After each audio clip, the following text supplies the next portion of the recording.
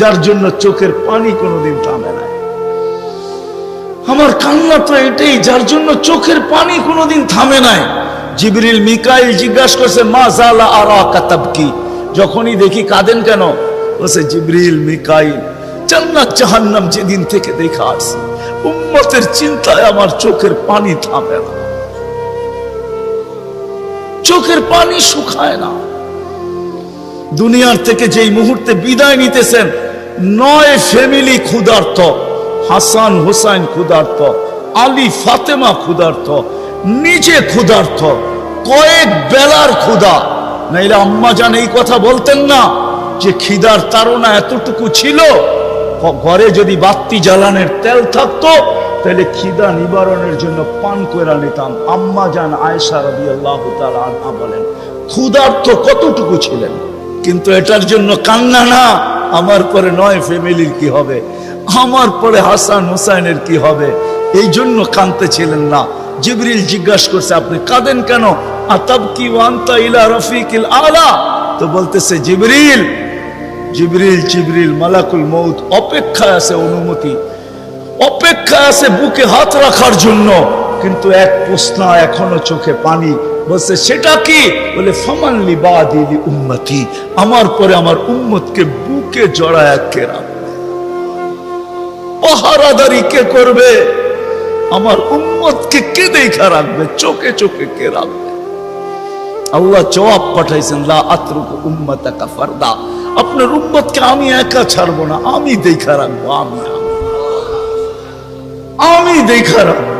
ওই রসুল, চলেন মনে উঠছে একটু শোনায় দেই, ওই রসুল যার দুরুদ, যার জুরুদ, বন্ধুর জুরুদ আল্লাহ যতদিন থেকে আসেন, আল্লাহ চিরঞ্জীব, আল্লাহ আউয়াল আউয়াল আখের, বন্ধুর দুরুদ কোনোদিন বন্ধ হইতে দেন না, আর কোনোদিন বন্ধ হইতে দিবে না।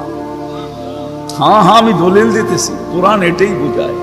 ইমাম সাহেবরা জুমার দিন এটাই পড়ে, ইন্নাল্লাহা মালাইকাতাহু ইউসাল্লুনা আলান নবী ইয়া আইয়ুহাল্লাযীনা আমানু সাল্লু আলাইহি ওয়া সাল্লিমু তাসলিমা।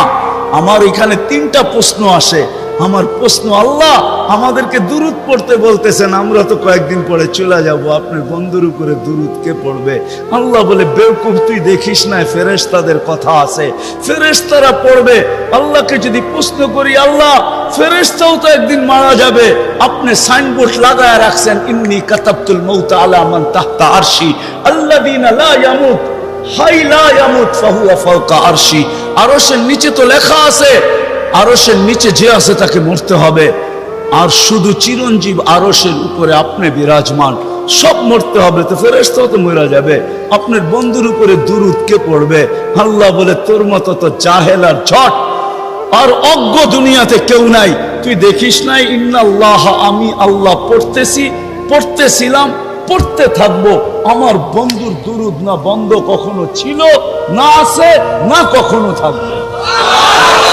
ওই ব্যক্তিত্ব যার দুরুদ কোনোদিন বন্ধ হয় না, কোনোদিন হবে না, আল্লাহ পড়তে থাকবে বন্ধুর উপরে দুরুদ। উনি আমাদের জন্য কাঁদতে কাঁদতে যাইতেছেন, কিয়ামতের মাঠে উঠবে, কবর থেকে উঠবে, জিবরিল আলাইহিস সালাম উঠাবে, প্রথম আমাদের নবীজি উঠবে, আর আগে কেউ উঠবে না। আউয়ালু মা ইয়ানশাক্কুল আরদ, জমিন ফাড়বে, উঠেই জিজ্ঞাসা করবে, জিবরিল আইনা উম্মতি, আমার উম্মত কই? বলবে, এখন পর্যন্ত কেউ উঠে নাই, উঠেই উম্মত। আজকে ইউনিয়ন পরিষদের একটা চেয়ার পাওয়ার জন্য আমার জাতি মরতে রাজি, মারতে রাজি। মাকামে মাহমুদ রাখা থাকবে ডাইন পাশে, আল্লাহ নিয়ে যাওয়া হবে, আল্লাহ হুকুম দিবে মাকামে মাহমুদে বসেন, হাত রাইখা দাঁড়ায় থাকবেন, বলবেন বসেন না কেন? বসলে আমার পিপাসিত উম্মতকে পানি কে পান করাবে। মিজানের পাশে যে মনিটরিং কে করবে, পাল্লা যদি সামনে না ঝুঁকে তো আমি হাত উঠাবো, তো উঠাবো কোথায়? পাল্লা সামনে না ঝুঁকলেই আমি হাত উঠায়া দিব, আপনার অঙ্গীকার আছে সালতু তা সাফি তু সাফা, আমি চাইলে নাকি দিবেন, সুপারিশ করলে নাকি মঞ্জুর করবেন। আপনার প্রতিশ্রুতি আছে লা ইউখজিকা ফি উম্মতি, আমার উম্মতের ব্যাপারে আপনি আমাকে লজ্জিত করবেন না।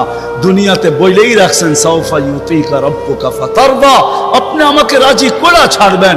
আমিও দুনিয়াতে বলে আসছি লান আরদা হাত্তা ইয়াকুনা ওয়াহিদ মিন উম্মতি ফিন নার, আমার একজন উম্মত জাহান্নামে থাকা পর্যন্ত আপনার উপরে রাজি হব না না না না। আমি চেয়ারে বসবো না, আমি তো মিজানের কাছে ছুটে যাব, ওইখান থেকে আবার পুলসিরাতে ছুটে যাব। উম্মত ফাঁসা গেল কিনা, ফাঁসতে দেরি, দুরুদের গাঠি মাথায় দিয়া পার করাইতে দেরি করব না। এই জন্যই তো বলছেন শুক্রবারে আমার উপরে বেশি বেশি দুরুদ পড়ো, আমার উপরে বেশি বেশি দুরুদ পড়ো। উম্মত তো 100 বার পড়ে ডেলি, এরকম লোকের সংখ্যা এখানে কমই হবে, ঠিক না? যুবক, তোমাদের পায়ে হাত রাখি, হ্যাঁ তোমরা তো মনে হয় সারাদিনে একবারও পড়ো না, অথচ দুরূদ তো সহজ। আল্লাহুম্মা সাল্লি আলা মুহাম্মদ, এতটুক পড়লেই হয়, এতটুক পড়লেই হয়। ওই নবী কিয়ামতের মাঠে হায় হায় একজনও বলবে না। আম্মাজান জিজ্ঞাসা করতেছিল কিয়ামতের বিপর্যয়ের কথা, তা আল্লাহ রাসূল বলতেছিল আয়েশা আয়েশা এক চিত্র তোমাকে শোনাবো, কাআন্নী আনজুরু মুসা মুতালাফফিফুন বিউমুদিল আরশ, আমি যেন ওই দৃশ্য দেখতেছি।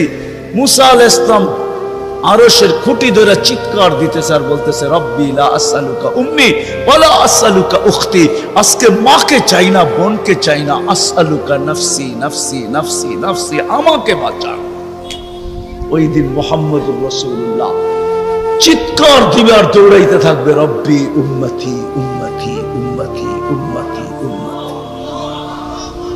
রাগ হয়ে যাবেন কিনা, লানত আমাদের জিন্দেগির উপরে। ওই নবীর আদর্শ আজকে মানতে রাজি না, শিখতে রাজি না, অথচ ওলামাদের কাছে সব সুরক্ষিত আছে, সব সুরক্ষিত আছে। গাদা চিনছে আমরা চিনি নাই, গুইসাপ চিনছে আমরা চিনি নাই, হরিণী চিনছে আমরা চিনি নাই, গাছ চিনছে আমরা চিনি নাই, তরুলতা চিনছে আমরা চিনি নাই, সমস্ত সৃষ্টি চিনছে আমরা চিনি নাই, নবী উম্মত হয়েও চিনি নাই। আসেন নবীর আদর্শ শিখি, ওলামাদের সোহবতে আসি, আল্লাহওয়ালাদের সোহবতে আসি, হক্কানি আল্লাহওয়ালা এবং হক্কানি আলেমদের সোহবতে আইসা নবীর জিন্দগি শিখেন।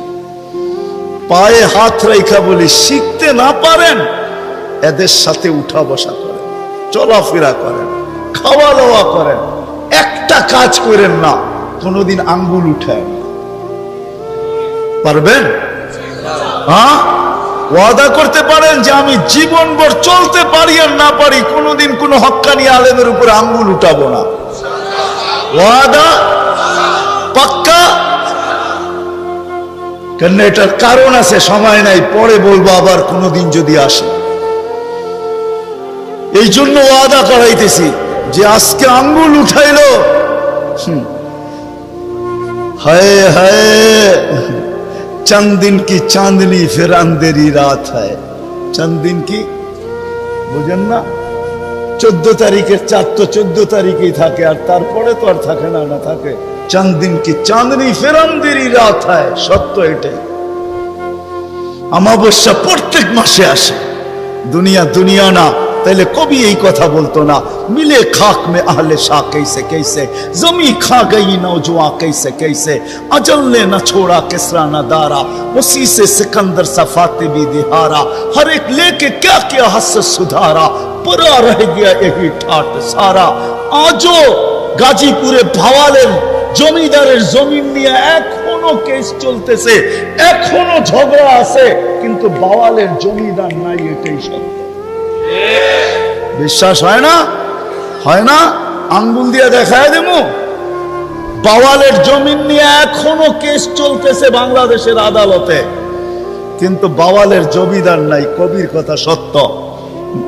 अजल ने न छोड़ा किसरा न दारा, उसी से सिकंदर सफाते भी दिहारा, हर एक लेके क्या क्या हसरत सुधारा, পরম্পরা রহ গয়া এই ঠাট সারা। বাওয়ালের ঐতিহ্য আছে, সোনার গায়ে শাখার ঐতিহ্য আছে, আহসান মঞ্জিলে নবাব আহসানুল্লাহর ঐতিহ্য আছে। আরে বিক্রমপুরে রাজা বীর বিক্রমের ঐতিহ্য আছে, রাজবাড়িতে রাজার ঐতিহ্য আছে, নাটোরের রাজার ঐতিহ্য আছে। আরে দিনাজপুরে স্বপ্নপুরীর ঐতিহ্য আছে, রাজা নাই। কবির কথাই সত্য, ঐতিহ্য থাকবে। बचपन ने तुझे बरसों खिलाया, जवानी ने मजनू बनाया, बुढ़ा पे आके फिर क्या क्या सताया, अजल तेरा कर देगी बिल्कुल सफाया, तुझे दुल्हा के रहो सबसे आला, हो जीनत निराली हो फैशन निराला, यूं ही जिया करता है क्या मरने वाला, तुझे हुस्न जाहिर ने धोखे में डाला, जगह जी लगाने का दुनिया नहीं है, ये इबरत की जा है तमाशा नहीं है। আল্লাহ এই জন্য সাজায় নাই, তামাশা করার জন্য সাজায় নাই। আসেন শিখবেন তো, হ্যাঁ। আর আল্লাহর রাসূলের সবচেয়ে বড় আদর্শ যেটা আয়েশা মেসেজ দিছেন, যাওয়ার সময় চিৎকার দিছেন, মার পেটের থেকে রাখতে দেরি, চাদরে সেজদায় যাইতে দেরি করেন নাই, লম্বা সেজদায় যান নাই, মেসেজ দিছেন উম্মতকে। মাত্র আসছেন মার পেটের থেকে, চাদরে রাখতে দেরি, সেজদা করতে দেরি করেন নাই, মেসেজ দিছেন। যাওয়ার সময় চিৎকার দিছে, আসসালা আসসালা। আমার জাতি যদি শুধু 5 ওয়াক্ত নামাজই পড়তো, নারী পুরুষ যুবক বৃদ্ধ আজান হইতে দেরি কেউ যদি মসজিদের দিকে ছুটতে দেরি না করত, বাজারওয়ালা যদি বাজারেই যায় নামাজ বিছাইতো, মা বোনরা যদি ঘরেই বিছাইতো, ফ্যাক্টরিওয়ালা ফ্যাক্টরিতে, আদালতওয়ালা আদালতে, খেতওয়ালা খেতে, খামারওয়ালা খালবারে, রোডওয়ালা রোডে, ঘাটওয়ালা ঘাটে, যে যেইখানে আছে ওইখানে যদি যায় নামাজ বিছায় আল্লাহু আকবার বলতো, তাইলে মনে হয় এতটুকুই যথেষ্ট ছিল। নামাজ তো শুধু নামাজ না, আল্লাহ ডাকে আল্লাহ আল্লাহ। এই জন্যই কেউ লেখছেন, আব্দুল কাদের জিলানী রহমতুল্লাহ আলাইহি লেখছেন, রাগ হয়েন না, ওর মতন উনি লেখছেন, সবচেয়ে ওর মতন নিমক হারাম কেউ নাই, ওর চেয়ে অকৃতজ্ঞ কেউ নাই। আব্দুল কাদের জিলানীর লেখা সত্য, একবার একটু খোলে আবার বন্ধ করে, আবার একটু খোলে বন্ধ করে, তারপরে খোলে, যখন নিশ্চিত হয় যে কোনো বেনমাজির উপরে পড়তেছে না, তখন খুলা উপর দিকে তাকায় আর একটা চিৎকার দেয়, আলহামদুলিল্লাহিল্লাযী খালাকানি আফতারা খালকি। প্রশংসা ওই আল্লাহর যিনি আমাকে অস্তিত্ব দিছে সৃষ্টির ভিতরে নিকৃষ্ট হিসাবে, তারপরও তো অস্তিত্ব দিছে। আসেন আজকের থেকে নামাজ ছাড়ব না। ছাড়বেন? কে কে অঙ্গীকার করতে পারেন? হ্যাঁ, সত্য, পাক্কা? আল্লাহ কবুল করুক। সর্বশেষ কথা, বাংলাদেশে 2টা পরিবেশ আছে। আমি দুনিয়া ঘুরে বলতেছি, আল্লাহ বহুত দুনিয়া দেখাইছেন, তো নিয়ত আছে যতদিন বেঁচে থাকি ঘুরতে থাকবো। দোয়া করেন আপনারা আমার জন্য, আমিন বলেন। বাকি দুনিয়াও দেখতে চাই, আর ঘুরতে ঘুরতে সাহাবাদের মতো কোথাও যায় ঘুমায় যেতে চাই। যেমন আমাদের মাটির নিচেও 2 সাহাবা ঘুমায় আছে, কাসেম ইবনে হুযায়ফা, উরওয়া ইবনে সাসা। এই 2 জন আমাদের মাটির নিচে, কিন্তু কোন জায়গায় আছে এটা জানি না, এটা জিজ্ঞাসা করেন না, তালাশ করতেছি, পাইলে আপনাদেরকে নিয়ে যাবো না ইনশাআল্লাহ। হ্যাঁ, কিন্তু 2 জন আসেন এটা শিওর। বাংলাদেশে 2টা পরিবেশ আছে, যার কারণে বাংলাদেশে বিপর্যয় হয় না। শতবার ভূমিকম্প আসছে, কিন্তু নড়ছে চড়ছে, কিন্তু পড়ে নাই। গতকালকেও কিন্তু ভূমিকম্প আসছে, ঠিক না? হ্যাঁ, দুপুরবেলা, ঠিক না? কিন্তু বাংলাদেশে কোনো বিপর্যয় হয় না, কেননা 2টা পরিবেশের কারণে। এটা দুনিয়ার কোথাও নেই। 10 নম্বর ফ্ল্যাগ বাংলাদেশে, 10 নম্বর মহাবিপদ সংকেতের ফ্ল্যাগ বাংলাদেশে। আমরাই আমাদের সময় চোখে দেখলাম 2 বার, একবার বুলবুলের সময়, একবার মুখার সময়, ঠিক না? মুখা চিনেন? আরে মুখা, আমি বলি মুখা, আর কি মুখা বুঝেন না, ঢাকায়া শব্দ। হ্যাঁ, 2 বার, কিন্তু কোনো বিপর্যয় ঘটে নাই, খালি 2টা পরিবেশের কারণে। একটা হলো মসজিদ মাদ্রাসার পরিবেশ। বাংলাদেশে 40,000-এর উপরে হেফজোখানা আছে। আপনি জানেন না রাত্র 4টার সময় এই মাদ্রাসার ছেলেগুলা ওঠে। আপনি কি করেন সারাদিন চিল্লা চিল্লি করা? ওরা উঠতে দেরি, রব্বে কাবার কসম আমার সাথে ওলামা এক হবে, সারা দুনিয়া এক হবে। ওরা উঠতে দেরি, এই লাল সবুজের পরিধিটাকে আধ্যাত্মিক সুরক্ষার চাদর দিয়া ডাকতে দেরি করে না। বিশ্বাস হয় না? সব বড় বড় ভূমিকম্প গুলা শেষ রাত্রে আসছে, শেষ রাত্রে। একটাও প্রথম রাত্রে আসে নাই, একটাও দিনের বেলা আসে নাই। আপনি দেখাইতে পারবেন না। সার্চ দেন 7.8, 6.1 সব শেষ রাত্রে আসছে।